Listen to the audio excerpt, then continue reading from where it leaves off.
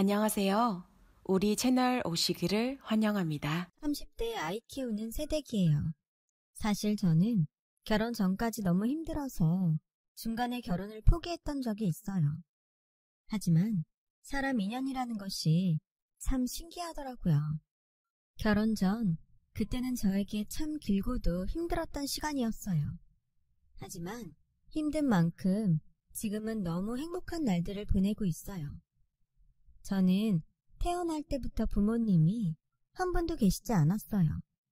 엄마가 사랑의 배신으로 저를 임신한 채 아빠에게 버림을 받았고, 배신당한 엄마는 임신한 몸이지만 그래도 저를 낳아 살겠다는 일념으로 열심히 일을 하셨다는데, 그게 무리였는지 예정일보다 빨리 저를 출산하게 되면서 저희 엄마는 세상을 떠나게 되셨어요. 그래서 엄마의 임신 사실도 몰랐던 외할머니가 정말 얼떨결에 저를 맡게 되셨고, 할머니는 저를 보는 것이 세상에서 가장 가혹한 일이라 하시면서 그러면 안 되는데 갓 태어나 아무것도 모르는 저를 예뻐할 수도 밖으로 내칠 수도 없어 괴로워만 하셨다고 했어요.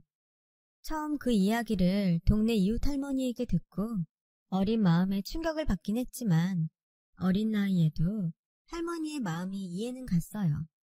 할머니 입장에선 제가 없었다면 당신 딸이 그렇게 허망하게 하늘나라로 가는 비극은 없었을 거였으니까요.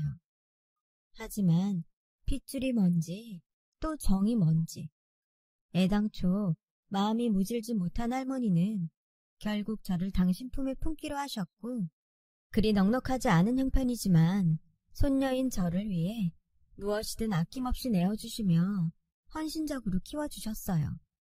그 결과 저는 시골 학교지만 항상 전교에서 1등하는 성적도 거두었죠. 어릴 때부터 할머니가 고생하는 모습을 보면서 자랐기 때문에 일찌감치 의사라는 목표를 세우게 되었습니다. 그 목표를 이루기 위해 밤낮을 가리지 않고 공부를 했어요. 할머니도 공부에만 매달리는 제가 안쓰러웠는지 그깟 공부가 밥 먹여주는 것도 아닌데 적당히 해라 라며 저를 말리기도 하셨지만, 제가 돈 잘 벌고 실력 좋은 의사가 된다면 할머니의 자잘한 병들도 모두 고쳐드리는 것은 물론이고요. 앞으로 남은 할머니의 인생을 편안하게 해드릴 수 있을 거라는 생각에 진짜로 힘든 줄 모르고 공부만 했어요.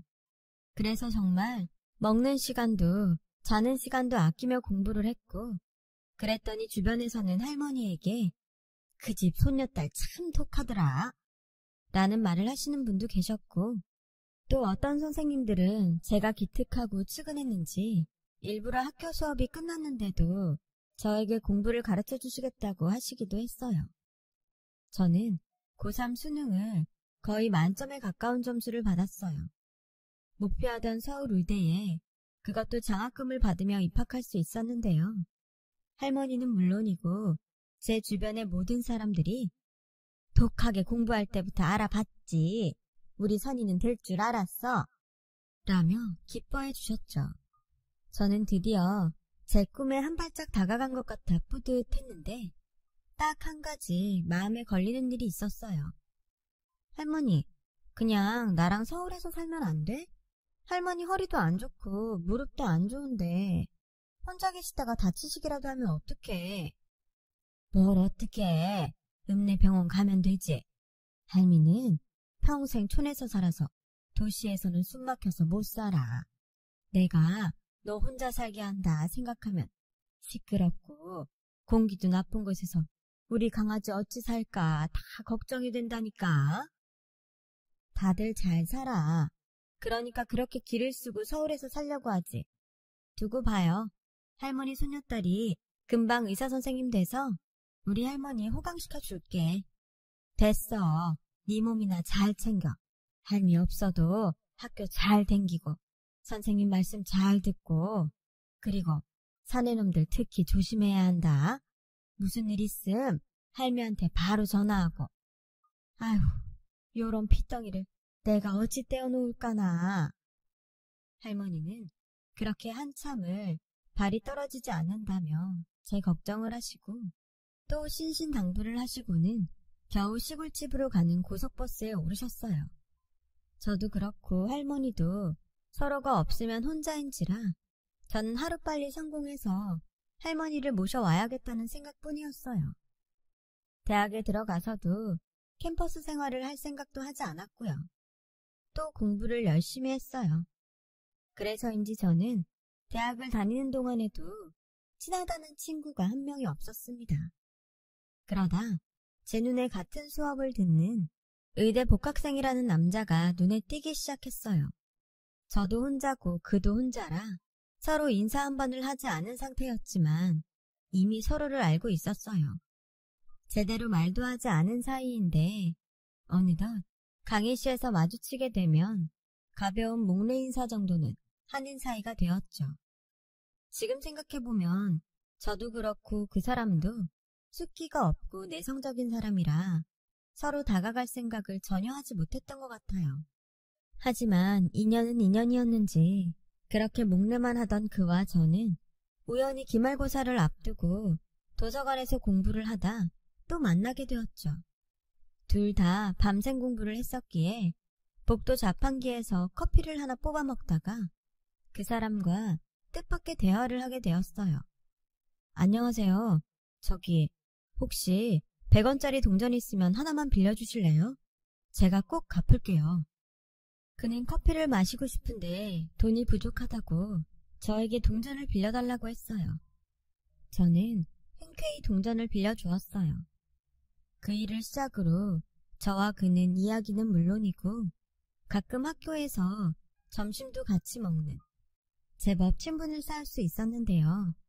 할머니는 전화통화를 할 때마다 사내 놈을 조심하라고 했지만 이 사람은 이야기를 하면 할수록 생각도 깊고 마음씨도 따뜻한 사람이었어요.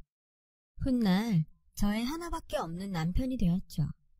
그렇다고 저희 둘이 그날 이후 바로 사귀었던 것은 아니었어요. 저희의 인연은 그 후 5년 뒤에야 이어지게 되었거든요. 그전에는 각자 병원 실습과 국시 준비로 정신없이 의사라는 목표를 위해 달리다 보니 제대로 고백도 해보지 못한 채 어느새 졸업을 하게 되었더라고요. 그리고 드디어 제가 의사 면허를 따고 정식으로 병원 근무를 하게 되었던 해, 같은 병원 선배의 권유로 처음 의료 봉사를 나갔다가 그곳에서 남편을 다시 만나게 되었는데 얼마나 반갑던지 서로 숫기가 없어서 말 한마디 못했던 사람들이 많나 싶을 정도로 그날 너 나 할 것 없이 말문이 터져 그것을 시작으로 자연스럽게 연인 사이가 되었어요. 바쁜 의사생활 속의 연애는 고단함 속의 꿀같은 시간이었어요. 할머니에게는 비밀로 하고 남편을 만나야 했지만 자상한 남편은 집을 떠나 혼자 생활하는 저를 살뜰히 챙겨주었기에 저는 점점 남편에게 푹 빠지게 되더라고요. 그렇게 3년 정도 남편과 연애를 했어요.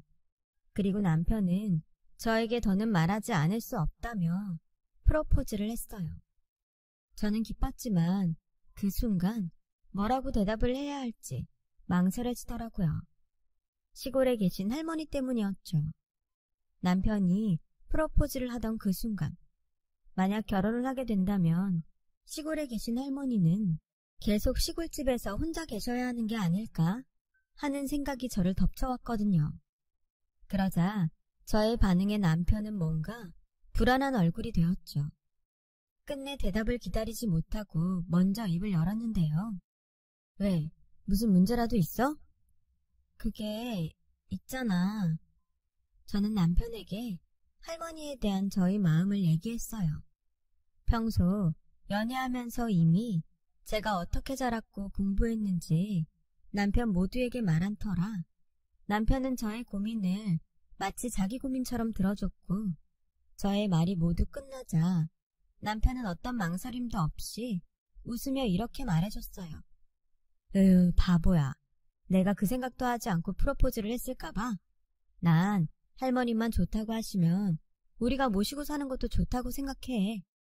정말? 정말 그래도 돼? 그럼 우리 자기한테 얼마나 고마우신 분인데 나도 할머님이 남은 생 편안하게 우리랑 같이 사셨으면 좋겠어. 우리 주말에 할머니한테 인사드리러 가자. 설마 아직도 나 만나는 거 얘기 안 한 거 아니지? 솔직히 그때까지도 얘기를 못한 건 맞아요. 기회를 봐서 이야기를 해야지 하는 생각은 계속 가지고 있었지만 엄마가 아빠에게 배신당하고 허망하게 세상을 떠난 트라우마가 생각보다 강하셔서 할머니는 제가 좋은 짝을 만나 행복한 결혼을 했으면 좋겠다고 생각하시면서도 어떤 사람을 믿어야 할지 모르시겠다며 어느 한쪽도 적극적이지 못하셨어요. 하지만 남편은 누가 봐도 좋은 사람이었거든요. 할머니도 직접 이 사람을 본다면 단번에 안심하실 수 있을 거라는 자신만만한 생각에 남편의 프로포즈를 받은 저녁 할머니에게 전화를 걸어 이실직고 했어요. 뭐? 할미 몰래 그렇게 오랫동안 연애를 했다고? 근데 그것도 모자라서 결혼 허락을 받으러 온다는 거야? 할머니가 계속 선의놈 조심하라고 하셔서 말을 못했는데 내가 지금 만나고 있는 사람 진짜 좋은 사람이야. 그러니까 할머니가 직접 보고 결혼 허락해줘. 나 할머니가 허락해줘야 결혼할 수 있잖아. 아이고, 이미 할미 몰래 할 건 다 했으면서 이 할미 허락은 또 필요해? 당연하지. 난 할머니 새끼잖아. 그리고 난 할머니가 하지 말라고 하면 절대 안 하지. 그래서 이래 오랫동안 할미를 속였냐? 그래도 진작 말했으면 할미가 한번 올라가서 봤을 텐데. 아무튼 우리 강아지가 그렇게 좋아 죽는다면 한번 데려와봐. 근데 이 할미 그렇게 호락호락하지 않다. 할머니는 저의 이실직고에 처음엔 많이 당황하셨지만 제 마음이 불편하지 않게 농담을 하시며 남편을 데리고 오라고 하셨고 저는 그 주 주말에 남편을 할머니에게 소개했죠. 할머니는 당신이 호락호락하지 않다고 하셨으면서 그 말이 민망하게 버선발로 나와 남편의 손을 잡으며 잘 왔네. 멀리 와서 힘들었지? 하고 먼저 말을 거셨어요. 그 덕에 잔뜩 긴장하고 걱정하던 남편의 얼굴에는 환한 미소가 걸렸고 저희는 그렇게 할머니에게 결혼 허락을 받았는데요. 걱정과 문제는 그 다음이었어요.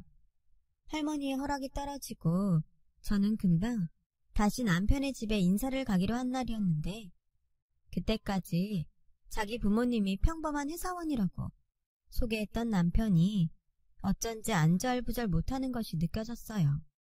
왜? 어디 불편해? 아니, 근데 우리 부모님 만나러 가기 전에 내가 할 말이 있어. 사실은 우리 부모님이 평범한 회사원이 아니라 대학 교수셔. 두 분 다. 뭐? 근데 왜 거짓말을 했어? 처음엔 자기가 부담 느낄 것 같아서 그랬어. 다른 친척들 형 보니까 집안이 좀 차이가 나면 부담스럽다고 헤어지는 경우가 많더라고. 난 자기랑 헤어지고 싶지 않았으니까. 다음에 미루다가 지금 말하게 됐네. 저는 놀라지 않았다면 거짓말이었지만 남편을 이해할 수 있었어요. 뭐 그만큼 저도 남편을 좋아했으니까 그랬죠. 하지만 문제는 남편의 부모님이 교수라는 사실보다 그때까지 전혀 몰랐던 남편 집안의 재력이었어요. 알고 보니 남편 집의 모든 사람들이 서울대 출신의 의사, 검사, 변호사 등 내놓으라는 직업을 가진 분들이었더라고요. 저는 그런 분들이 저희 집안 환경을 듣고 이 결혼을 허락해 주실까 걱정이 되었어요. 따지고 보면 저는 의사라는 직업 빼면 가족이라고는 할머니밖에 없는 고 하나 다름없었으니까요. 저는 그 전까지 부모님이 계시지 않는 것이 흠이라고 생각한 적이 없었는데 자리가 자리인지 저는 자신감이 없었어요. 남편에겐 별 말을 하지 않았지만 솔직히 부담이 되었죠. 하지만 이런 저의 걱정은 시부모님 되실 분들과 마주하는 순간 눈 녹듯 사라졌습니다. 너무나도 포근하고 인자한 두 분의 응대에 저는 스스로 가슴 졸였던 마음을 내려놓으며 안심할 수 있었어요. 어서 와요. 내가 얼마나 보고 싶었다고. 도통 여자 만난다는 말을 하지 않아서 내심 걱정을 많이 했거든요. 듣자니 의사라고. 며느리까지 의사를 고집한 건 아니었는데 이래저래 우리 집이랑 잘 맞는 며느리가 들어와서 내가 요즘 학교 가면 어깨에 힘이 들어가. 당신은 은근 아닌 척 하면서 따지더라. 난 그냥 우리 아들이 좋아하는 여자면 무조건 오케이예요. 배고프죠? 내가 사실 음식 솜씨는 없는데 신경 많이 썼으니까 맛있게 먹어요. 따뜻한 분위기의 남편의 집은 샘이 날 정도로 너무나 화목했어요. 그래서 할머니에게는 미안하지만 나도 이런 집에 가족으로 살면 얼마나 좋을까 하는 생각과 어서 빨리 남편과 결혼하면 좋겠다는 생각을 했는데요. 그때였어요. 우리 예비 며느리는 어떤 집에서 자랐나? 부모님은 뭐 하세요? 아, 저는 부모님이 안 계세요. 아빠는 제가 엄마 뱃속에 있을 때부터 계시지 않았고 엄마는 저를 낳다가 돌아가셔서 외할머니 손에 컸습니다. 저는 한 번은 물어보실 거라고 생각한 질문에 침착하게 대답했어요. 저의 말이 끝나자 두 분은 적지 않게 당황한 얼굴이었지만 이내 다시 얼굴에 잔잔한 미소를 지으셨어요. 그의 어머니이자 시어머니는 저에게 이렇게 말씀하셨죠. 그런 사정이 있는지는 몰랐어요. 내 질문이 속상했다면 미안해요. 아니에요. 당연히 말씀드려야죠. 할머님이 고생을 많이 하셨겠네. 혼자 손주 의사 공부까지 다 시키시고. 네, 할머니가 고생을 많이 하셨어요. 앞으로 보답하며 살아야죠. 시부모님은 저의 이야기를 듣고 고개를 끄덕이셨어요. 그래서 저는 이런 시부모님이라면 존경하고 함께 살아갈 수 있겠다는 생각이 절로 들었고 결혼하면 내 부모님이다 하는 마음으로 잘해야겠다고 다짐까지 했는데요. 며칠 후 그때 저의 생각이 터무니없는 저만의 착각이라는 것을 알게 되었어요. 남편이 집에 다녀온 지 일주일이 지나고 보름이 지났는데도 남편은 부모님이 저에 대해 어떻다더라는 말을 하지 않더군요. 은근 제가 없을 때 두 분의 반응이 궁금했던 저는 부모님이 나 며느리감으로 좋으시대? 그럼 그때 봤잖아. 두 분 다 좋아하신 거. 감이라고 하잖아요. 시부모님께 인사를 드리고 온 날은 상당히 예감이 좋았는데 남편의 반응을 보니 어쩐지 좀 이상하다는 생각이 들었어요. 하지만 제가 보고 듣고 한 것이 있으니 애써 부정적인 생각은 하지 않으려 노력했어요. 그러다 때마침 시골에서 할머니가 고구마를 많이 캤다며 연락이 왔어요. 남편 집에도 가져다 드리라며 고구마를 한 박스 보내주신다고 하길래 망설이다가 남편을 통해 시부모님에게 고구마를 좀 보내드리려고 했어요. 그런데 우리 부모님 고구마 안 드셔. 두 분 다 탄수화물 관리하시거든. 아, 그래? 그럼 내가 날도 쌀쌀해지니까 다른 건강식품이라도 좀 챙겨드릴까? 에이, 뭘. 친척 중에 깔린 게 의사 약사인데 자기는 신경 쓰지 마. 저는 그때 확실히 느꼈어요. 무언가 잘못되어 가고 있다는 것을요.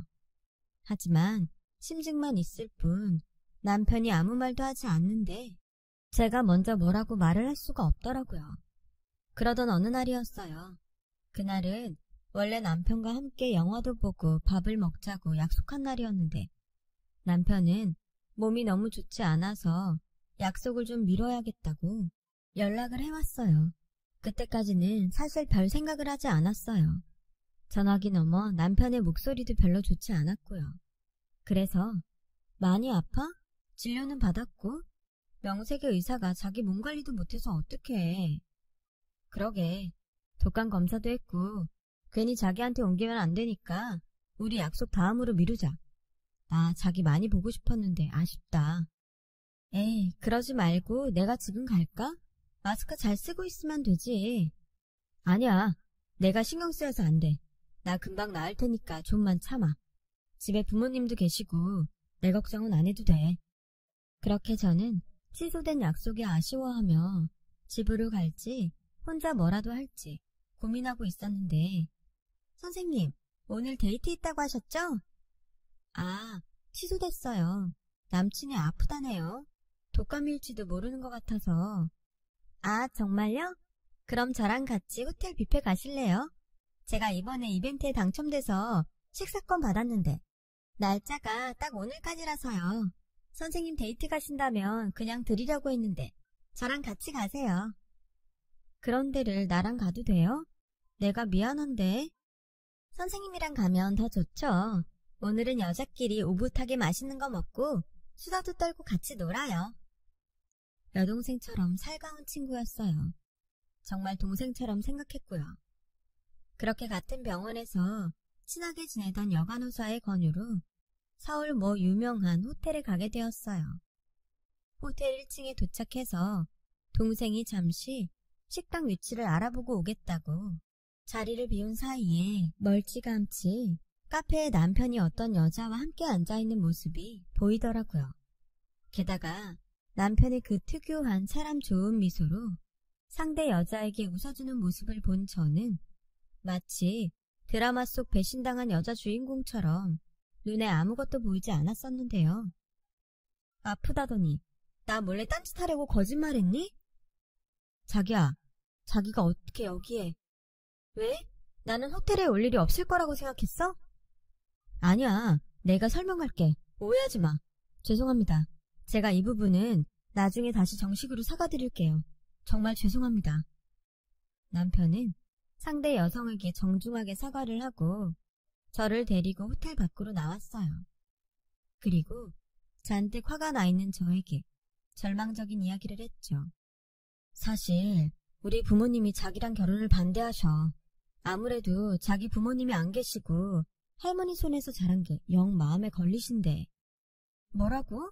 아니, 그때는 전혀 그런 내색 없으셨잖아. 원래 우리 부모님이 그러셔. 앞에서는 절대 싫은 소리 안 해. 근데 자기가 돌아가고 결혼은 집안끼리 맺어지는 건데 자기는 마음에 들어도 서로 불편하고 불필요한 신경을 써야 할 거라고. 아, 나는 물론 절대 자기 아니면 결혼 안 한다고 말씀드렸어. 근데 엄마가 자꾸 선자리를 받아와서 계속 이 핑계 저 핑계로 밀었는데 자꾸 이런 정략 결혼이라도 시킨다고 말씀하시니까 대충 시간을 좀 벌려고 했지. 저는 남편의 말에 아무 말도 할 수 없었어요. 게다가 함께 온 그 동생이 이 모습을 모두 보고 있었기에 저는 머릿속이 더 하얗게 되었죠. 모든 사실을 다 안 이상 이 문제를 더 이상 남편에게만 맡길 수 없다는 생각을 했어요.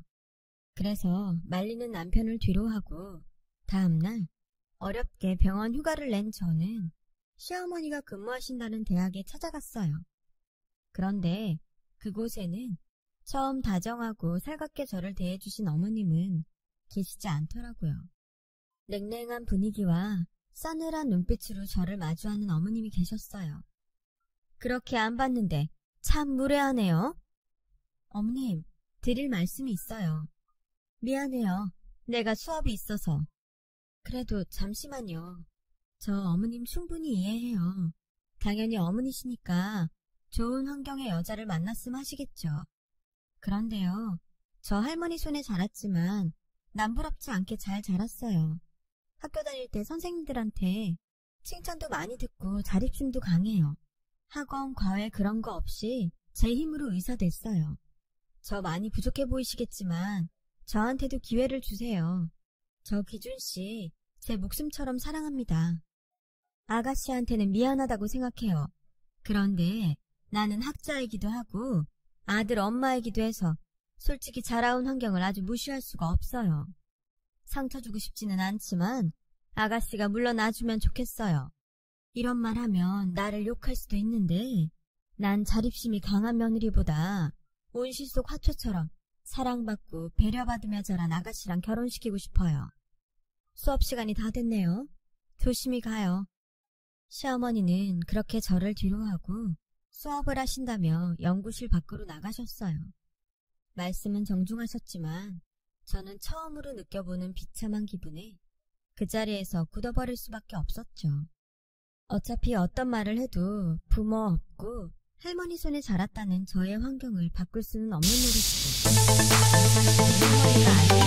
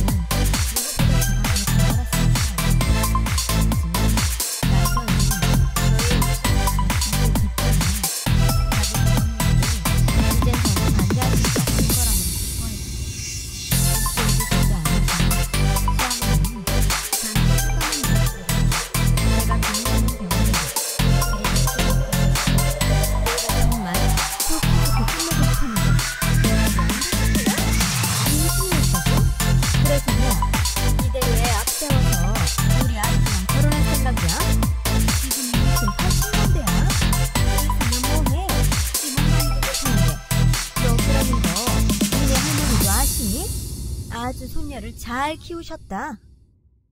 저는 수치심과 창피함에 더는 가만히 있을 수가 없었어요.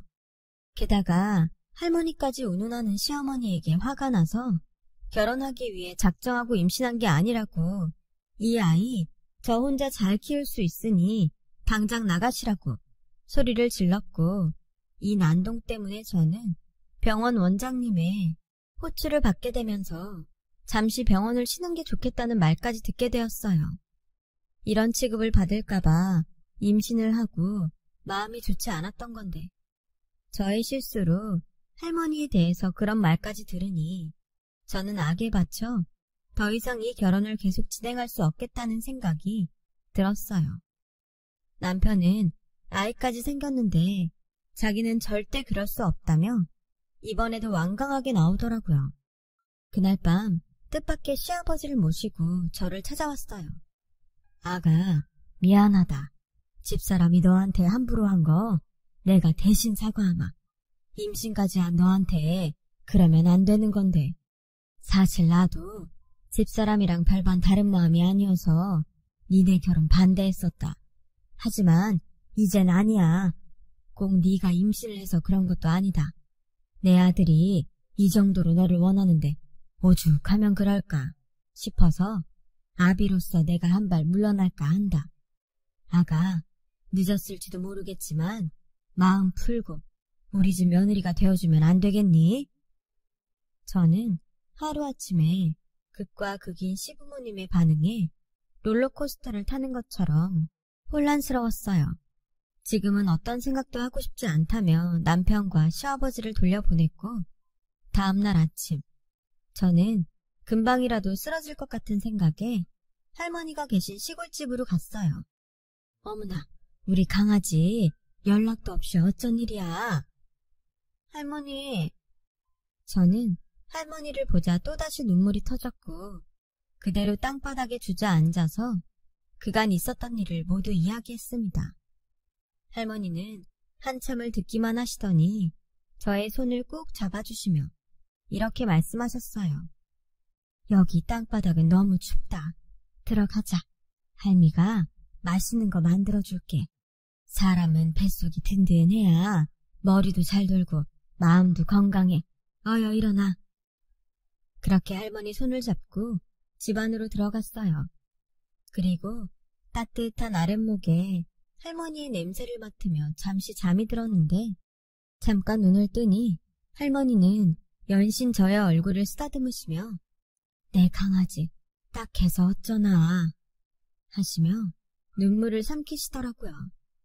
이럴까봐 죄송해서 못 왔었는데 저는 눈물을 들키지 않으려 등을 돌렸고 할머니는 제가 깼다는 것을 눈치채셨는지 덤덤하게 이렇게 말씀하셨어요. 우리 손녀 할미는 고스톱을 칠 때도 못 먹어도 코 하는 사람이야. 우리 강아지가 하고 싶으면 그 결혼해. 이 할미가 언제까지고 네 뒤에서 떡 하고 버텨줄 테니까 겁먹지 말고 네 하고 싶으면 해. 할머니는 저를 그렇게 다독여주셨어요. 저는 며칠 후 시아버님의 제안으로 상견례 이야기를 듣게 되었는데요.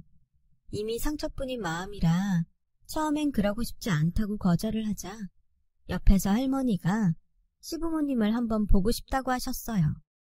결혼을 깨도 그때 깨면 된다는 생각에 저는 할머니를 모시고 상견례장으로 가게 되었죠. 너는 아무런 걱정하지 마. 네 옆엔 이 할미가 있으니까 그 옆편에 낯짝이나 한번 보자. 그렇게 말하고 할머니는 저의 손을 더욱 꼭 잡으셨어요. 이미 남편과 시부모님은 상견례 장소에 도착해 있었고 저희는 가볍게 목례를 하며 자리에 앉았는데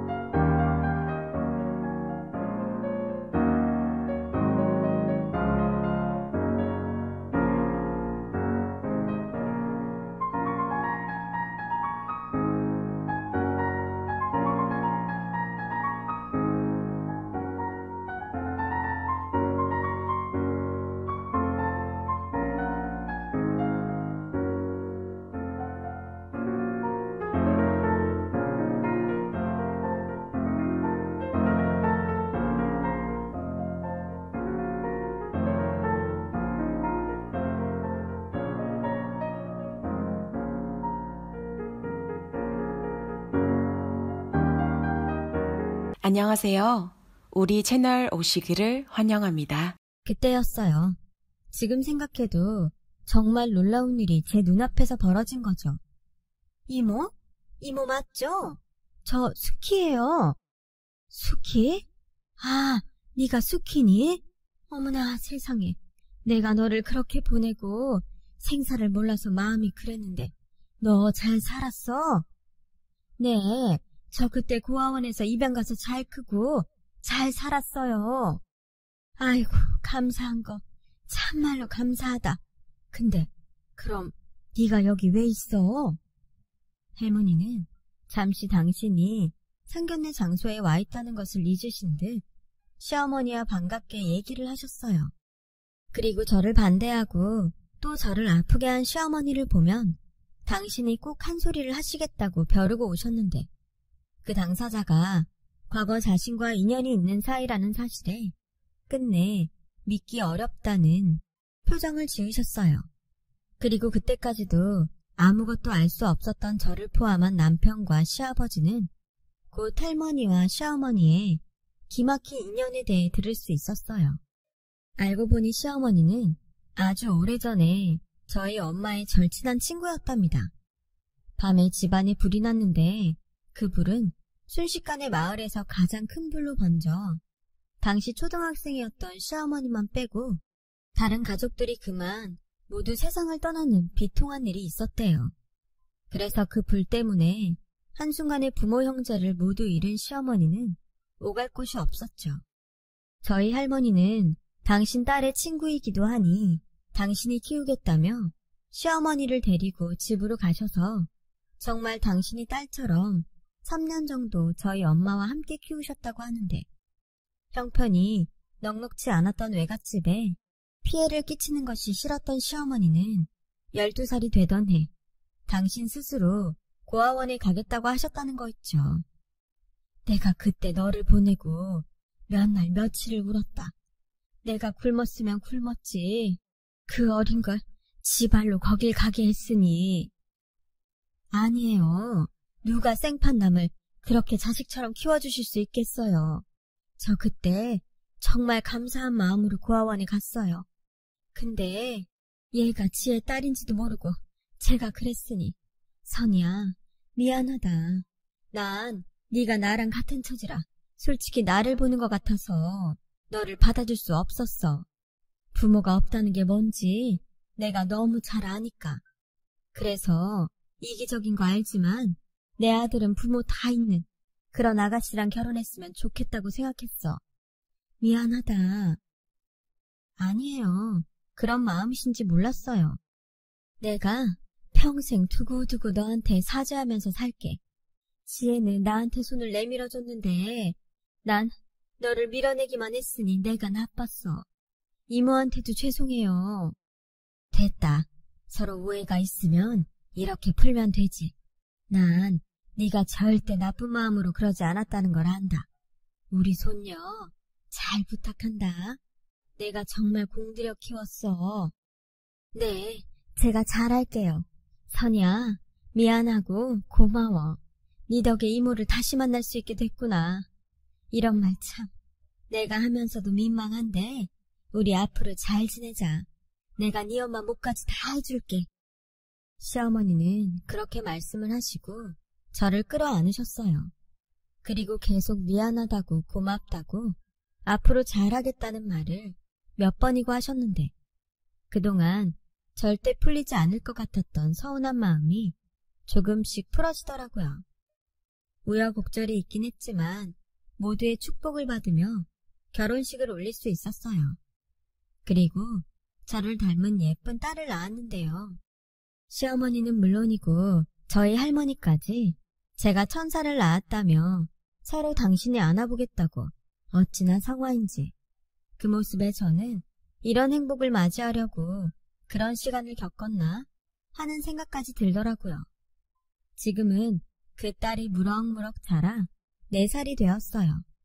옹알옹알 말도 많고 애교도 많아 저희 부부는 물론이고 할머니와 시부모님의 사랑을 아주 듬뿍 받고 있는데요. 몇 달 전 아주 기가 막히게 서울은 공기도 나쁘고 시끄러워서 싫다던 할머니가 당신 스스로 시골 생활을 정리하시고 저희 집으로 오시는 일이 있었어요. 저희 딸 때문이었죠. 내가 우리 증손녀가 눈에 아른거려서 거의 있을 수가 없더라. 네, 우리 증손녀 초등학교 들어갈 때까지만 여 있을게. 괜찮지? 그렇게 내가 오라고 할 땐 싫다고 하더니 이게 말로만 듣던 내리사랑인가? 내 참 서러워서. 나는 네가 뭐라고 하는지 하나도 안 들린다. 우리 강아지 증주 할미랑 코 잘까? 할미가 자장가 불러줄게요. 이렇듯 제가 성공해서 할머니를 모시고 효도하려고 했는데 효도는 어쩌면 제가 아니라 저희 딸이 하고 있는지도 모르겠어요. 이걸 좋아해야 할지 서운해야 할지. 매일매일 얼굴에 웃음꽃이 피어있는 할머니의 모습을 볼 때면 저는 참 많이도 행복하네요. 부디 저희 할머니가 저희 딸이 중고등학생이 될 때까지 건강하게 오랫동안 사셨으면 좋겠어요. 사실 지금은 이렇게 많이 행복하다는 말을 하고 싶어 쓰게 된 사연이었는데 본의 아니게 긴 이야기가 되었네요. 지금까지 저의 긴 이야기 들어주셔서 감사해요. 오늘도 건강하시고 행복하시길 바랍니다. 여러분, 사연 댓글에 응원과 현명한 조언 부탁드려요. 좋아요와 구독은 저에게 큰 힘이 됩니다. 오늘도 좋은 일 가득하세요.